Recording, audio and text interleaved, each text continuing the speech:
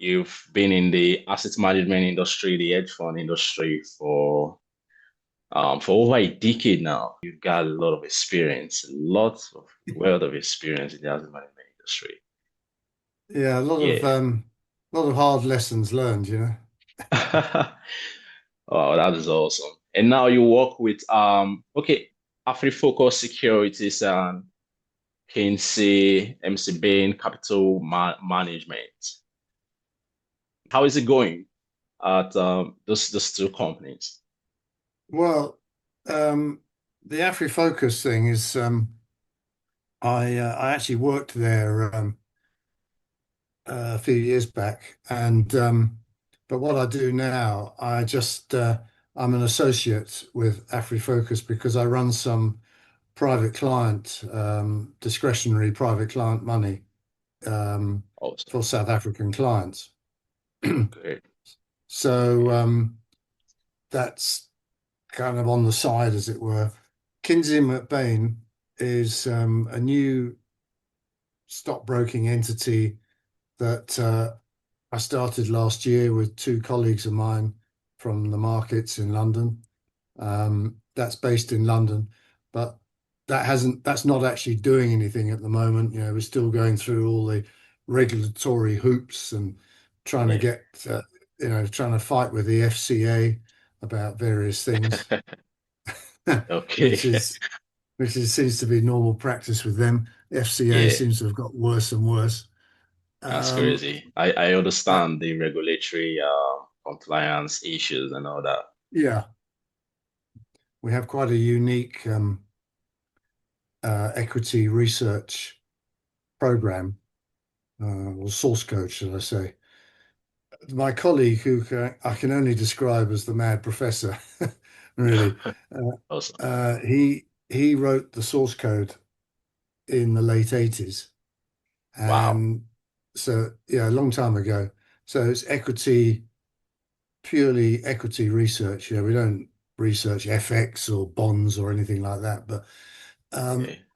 so he wrote it. He wrote it in the late 80s. He tested it for 10 years, and then through a joint venture with a local South African stockbroker, he started distributing the research.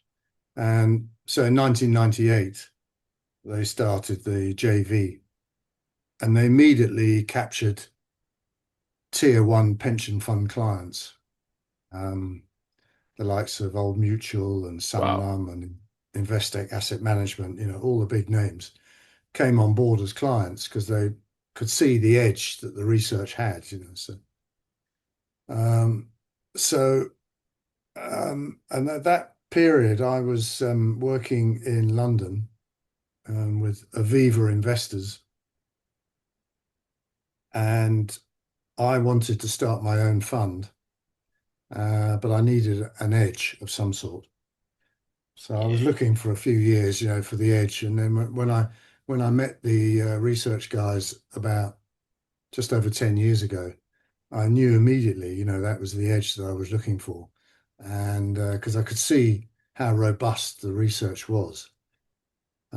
So I said to them, well, clearly, because they can see how much money the clients are making on the back of their trading alerts, because they've got Mm. raw data, you know, because the whole system's fully automated. So they Wow. capture all the raw data. So I said, you know, the clients are making all this money, and why don't you run your own money? You know, and the simple answer was, well, they're too busy doing the research, but you know, please go ahead. So that started me on the journey, and I launched actually just before, well, I got the structure in place for the fund just before COVID, and then I was in London, and then I came down to Johannesburg for Christmas, you know, in 2019 with my family. And then COVID broke and just after Christmas in 2020, as you know. And so I was effectively stuck in Joburg for a couple of years. So, but what it meant that with a new fund, you know, I wasn't walking the streets of London and marketing. shaking hands, looking people in the eye, and shaking hands. Um, so it was a problem. So I had to just close, well, not close, but small investors that I had to give the money back because the fees, the running costs were outweighing the management fees. So um, I never really got going actually. Um, so now here we are. Now I'm sort of relaunching. Oh, so that's great. Yeah. Did I send you the two-page teaser? I can't remember. No, no, I didn't get any two-page teaser. Okay. I'll Yeah, I'll send that after this chat. But okay. it's taken ages. It sounds crazy, but it's taken ages to Yeah. write 2 pages because I'm trying to condense like nearly 40 years of Yeah, the source code's data plus yeah, their 20-page um, presentation document, which is quite technical. And I'm trying to get that into a 2-page teaser. It's not an easy task, but I finally got yeah. there, I think. I'm So glad to that's the hear. story. I'm quite astounded your professor developed a research source code that automatically trades the stock market way back late in the 80s. And it's been Yeah, working, well, the 90s, yeah. and it's been working over 10 years. I mean, because algorithmic trading bots and these things, we just began to like I actually just began to see these things not long ago, like let me see, 6 years ago. But I'm amazed that automated trading has been since the 90s. I'm so Yeah. amazed. I'm amazed about that. Well, it's nice that you say so because many people don't say that. They just say it's too old and the markets have changed and moved on Yeah, and we're not interested. But the reality is that okay, technology has improved over the decades, but the human emotion and fear and greed hasn't changed one bit, and it will still make the exactly. market swing around up and down. Get me in, get me out, and Exactly. of course the proliferation of ETF trading and leverage, which is the killer. Well, we only saw that last week when that AI fund blew up because of leverage. So really, not much has changed. But over the decades, we've captured our raw data, so we know the source code works. Um, but I've seen so many systems. People have shown me their systems and what have you, and really, they might have fancy graphics, and it looks really slick, and they've probably put it together using AI. But I mean, they just don't give you the valuation. And Yeah. I had a fight on, not a fight, but I had you get these LinkedIn comments where, I mean, one guy said, he says, Bloomberg is dead. Um, Research analysts are dead. In the time it took me to make a smoothie, I produced a report on Tesla, a 30-page report on Tesla, research report. He said, which would take a Goldman Sachs analyst about 6 hours to do. And so he said, when everybody realizes that, you can do this in 30 seconds, effectively, the time it takes him to make a smoothie, nobody will need Bloomberg. So I've seen so many of this, so I had enough. So I just replied. I said, you know, I said your 30-second page, report on Tesla. I mean, Tesla. This was earlier this year. I think Tesla were trading at about $300, and so I said, your research. I said, what does it say that Tesla is worth? Is if it's trading at 300, is it worth 200 or is it worth 400? What's your valuation? And you know what he said? I mean, he said, "Oh no, no, we don't give a valuation." I said, well, what's the point? I mean, what's the point of the research if you can't tell the clients, whether he should be a buyer or a sell? Yeah. So he said, well, look at it like this. He says, if you imagine that our research is a Formula One race car, we'll provide you with all the fancy technology of a Formula One race car, but a human's still got to drive it. So, It's absurd. I just go like this. And so yet again, and my mad professor colleague, he's very humble. And he's not from a stock market background. He's a qualified accountant, but he's very, very humble. But he always says to me, you know, he says, don't let anybody tell you that it's a load of rubbish. He says the source code is unique and it is really, really strong. I mean, he spent decades tweaking it and enhancing it, and in fact, even just last year, only after 25 years of clients using it, last year he said, I think I've now got it 99.9% as perfect as it will My ever God. be, My for God. our. So he says, don't let people put you down because we do have something unique. And of course, now, I mean, it was a difficult sell years ago because a lot of, I mean, the pension fund clients obviously loved it. But if you're trying to sell it to research departments, say at investment banks or stockbrokers, it's a hard sell because the head of research immediately sees it as a threat to them because the source code, because everything's automated, one analyst can cover up to 200 stocks.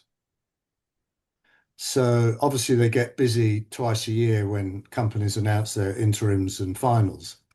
Um, but one analyst at an investment bank gets paid a few million a year, and he probably researches 30 stocks, maybe 40 stocks. So you can see you can see the problem that we've had over the decades. But um, but what the source code can do is that it can load any stock from any country around the globe. So, and over the years, the pension fund clients, Investec Asset Management in South Africa particularly loved it, the quant team, because, it's a free cash flow valuation model, and they particularly loved it. So many clients used to ask us for ad hoc valuations. So we used to do valuations on Asian stocks, Japanese stocks or Korean stocks and all the way through to Europe and up and the S&P 500 and so on. So what we plan to do when we get up and running again is we'll load because we all we have now is the FTSE 100 stocks and 120 South African stocks. So we'll load the S&P 500, probably take about 3 months to do. Because when we load a stock for the first time, we need 7 years historic financials, maybe 5 or 7 years historic financials, audited financials. And then we need the macro information of the country where the stock is listed. So uh, time value of money, basically, long bond rates and so on. So we put all that into the source code and out comes the valuation. So we're going to build um, more markets. We're going to put more markets onto the system. And then each time we load a new market, then we'll launch a fund. So, if I launch now with a FTSE 100 fund, when we do the S&P 500, we'll have a S&P 500 long short equity fund. running in the background. Um, I think the where we're quite unique is you know I've had many conversations over the years, with fund managers, and they say, well, we love this stock, we've researched the stock, we love it, we've watched it drop 20%, but we really like it, so we bought it, having dropped 20%. And then they say, oh, but then it's dropped another 20% after that. And then we don't know why, because all the fundamentals are there. And that's the thing, with the markets. You never know when a stock is drifting lower. You never know why it's drifting low. I mean, it could be valuation, obviously, but there could be orders in the market. Some big US house might be liquidating a position or something. So, so what we've done, despite the really detailed valuation methodology, is that we've built the momentum indicators into the source code. We've hardwired them into the source code. So that's the Bollinger Bands, 50-day moving average, and RSIs, MACD, and say the 200-day moving average. So we've we've hardwired that into the code. So when a stock is drifting lower, it may be what we would say, well, it's oversold. So we would say it's in the buy zone. We've got it in our buy zone. Um, First of all, we get oversold, and then we get buy zone.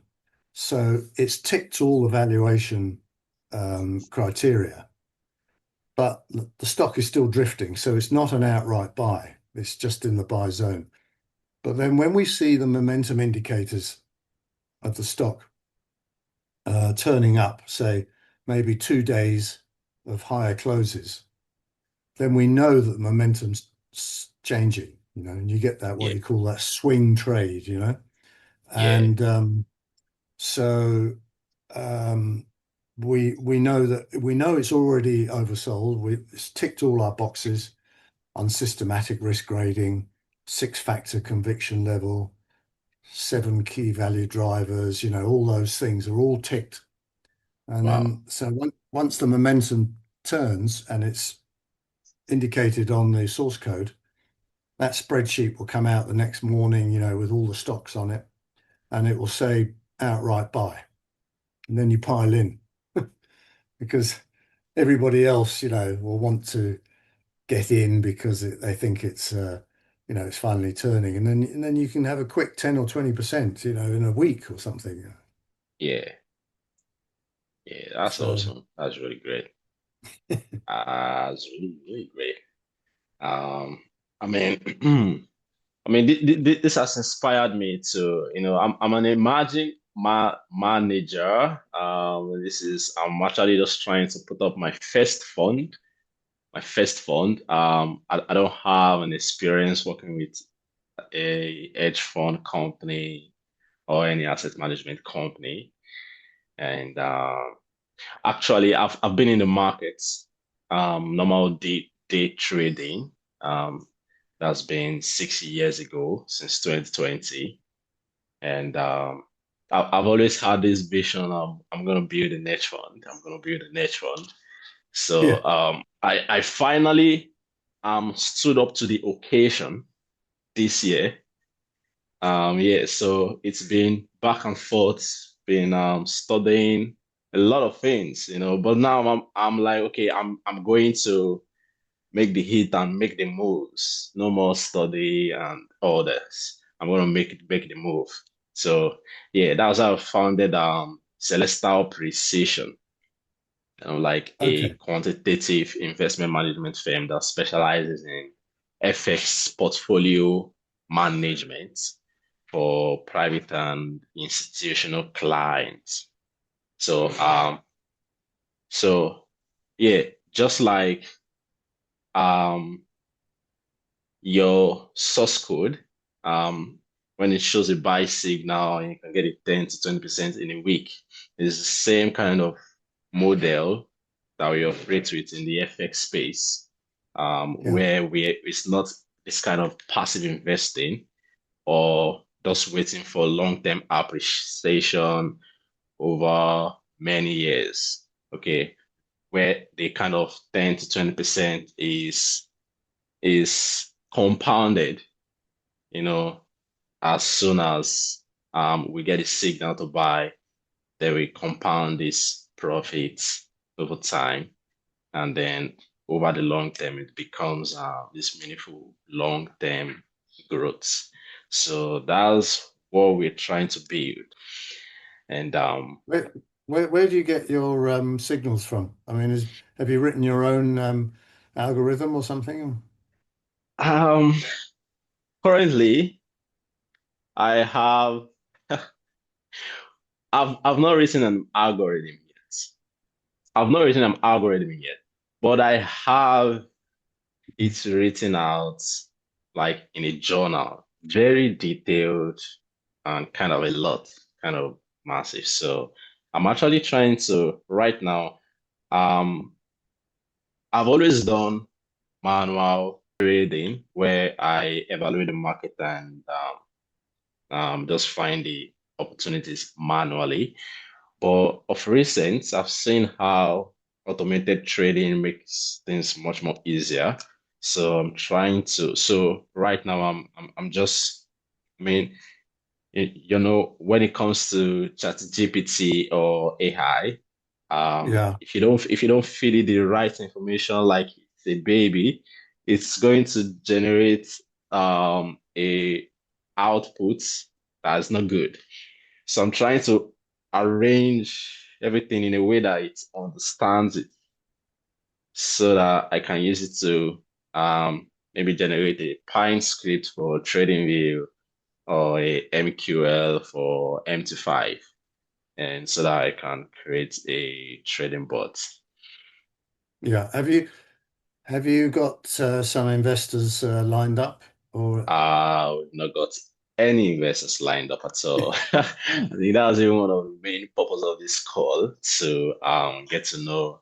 I mean, because you've had a lot of experience in the industry. So, I mean, if you were just starting out fresh with I mean, as your first fund, no previous fund experience, no experience in the industry, how is someone like this going to position himself in such a way that is going to be attractive to a capital allocator or a high net worth individual or an institutional investor? yeah? Where sorry, where are you based? Where are I'm you currently now? based in Nigeria, Yeah, are you in Lagos, Lagos? Nigeria. Yes. Yeah, I I thought so, but I just wanted to double check, you know. So, well, there's probably quite a lot of wealthy individuals in Nigeria that you could tap, maybe people that involved in the oil industry or something like that, you know. Um, but I think the first thing you got to do really is to get the structure, the company structure in place. Um, you have to be regulated by the local authorities. Um, I know you're going to trade FX, but for clients' peace of mind, you need to be regulated by some financial governing body, just to give you credibility. Then obviously, the company has to have a company bank account, and but you've got to have a proper trading system, and clearing and settlements is obviously very important. I mean, if you have, then you need an administrator to audit your trading and returns, so that the administrator produces a say a monthly document, detailing detailing your performance, track record, and so on. So there's quite a lot to do.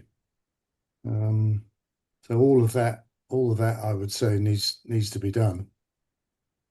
So, but it all costs money, of course. Yeah. That's the thing. I mean, it took me 6 years from when the seed was sown in my mind. Um, well, in fact, from when I met the research guys to actually getting the fund structure finalized. I mean, it took about 5 or 6 years because first of all, I need to be regulated by the UK's FCA. Um, then I had to set the fund up somewhere. Um, I set it up in Gibraltar. I don't know if you know Gibraltar. It's that it's that piece of rock that's at the bottom of Spain, um, and Okay. it's British, but it's literally a big lump of rock. But it's still run by the British, and it overlooks Africa. Overlooks you can see Morocco, Wow. from there. So it's quite close, you know. But it's like the Channel Islands, Jersey and Guernsey, and it's an offshore tax effective, tax efficient jurisdiction, like the Cayman Islands or uh, Yeah. British Virgin Islands, all those Mauritius, all those places.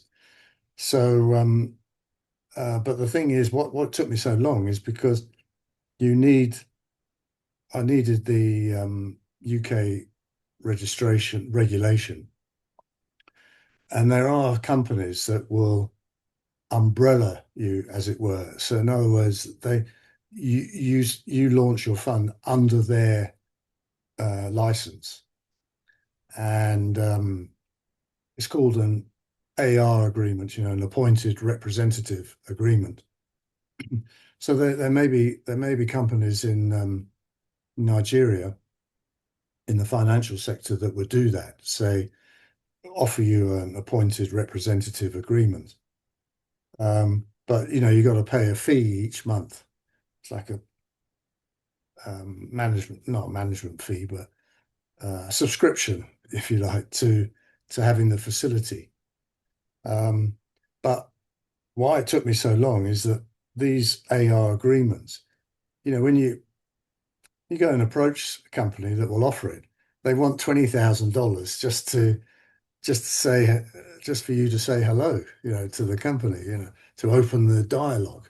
That was ridiculous.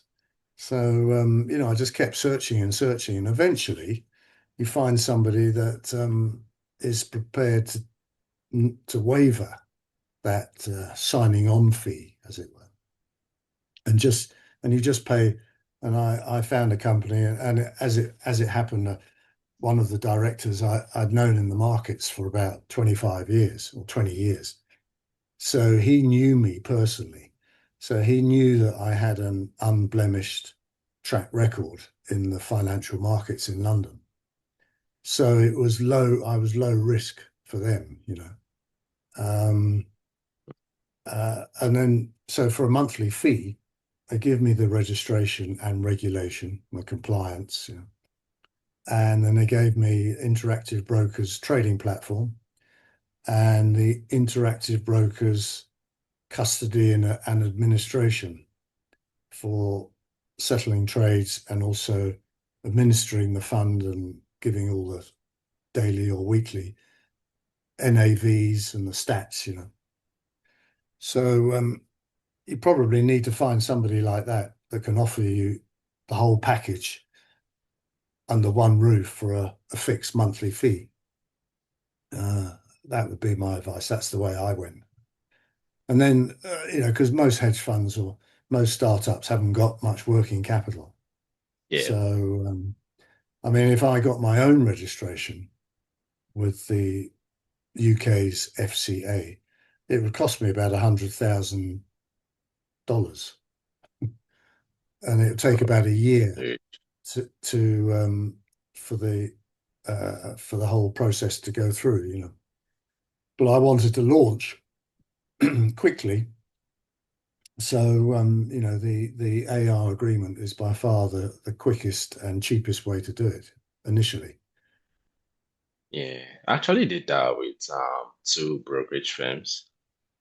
Um, actually, they actually have prime brokerage, but since we are not, I mean, in our initial capital raising, we will not be doing like $100 million or this kind of thing. So it's not really the level of interactive Mm. brokerage, but I mean, it's an infrastructure that it's for a small boutique investment firm. Yeah, yeah. Well, um, we actually one of our um, one of our clients, one of our institutional clients a few years ago asked us to load 100 African stocks onto the source code, into our database, as it were. I mean, we already had South Africa. I mean, that's our core business because obviously the guys are all based in Johannesburg. But so we loaded Africa X South Africa because that was already its own little universe. And the Nigerian stocks actually were the most difficult to load because um, I believe the companies publish their results quarterly. Um, and also, it was very difficult to get the audited financials. Normally, you either get them from the company website or from the stock exchange, where the company's listed. But with Nigeria, it was very difficult to actually gather that info. We did it eventually, but it was a bit of a challenge. Anyway, we loaded 100 African stocks, and it immediately upon loading, it showed our source code showed that the whole Africa universe, as it were, was 60% overvalued. Oh, So, so the client was a really? bit surprised, and Wow. because it was a few years ago, and everybody was saying Africa's the next China, and Yeah, yeah. the new market, and of It, course every it's 5 still being years, said now. yeah, that's right, It's yeah, still being it's being said said now. again now, yeah, with telecoms and technology, and people can Yeah, be in a village in the middle of nowhere and have a little handheld card machine, and take money and things like that. So people are getting more connected in rural parts of Africa. yeah. So, but so at the time, everybody was saying buy Africa, but of course everybody's piling into a very small float of shares in stocks, and of course it all gets pushed up far too Yeah, high. So yeah. we said the whole universe, Africa universe, is 60% overvalued. So the client was a bit disappointed because they were obviously wanting to get stuck in, and invest. So anyway, it took about 12 months or maybe a little bit longer. And eventually that our graph, it showed that it just came all the way down from 60% down to about 10% above fair value, which is fair enough. 10% is we can live with. So it just dropped all the way down. So, even with Africa, the source code proved itself yet again. Um, That's you awesome. know, I must tell you, the Um, the man professor, he did actually run his own money for a short while back. It was a few years back, but one of his partners at the time said, haven't we got any spare cash? Because this code is really working well. And so they found a spare 300,000 rands. Um, so then he opened up an account with the JV stockbroker that they had the broker he had the JV with, um, and he just literally traded on his source code, not interested in political rhetoric or geopolitical shenanigans, literally following his code. And in 18 months, he turned 300,000 into 2.2 million. Now, I won't, That I, is I outstanding. I won't make you work that out, but that's about a 600% return That in just under um, 2 years. So of course, when you present that dang. to people, they say it's impossible. And we said, well, it's live raw data that's been captured.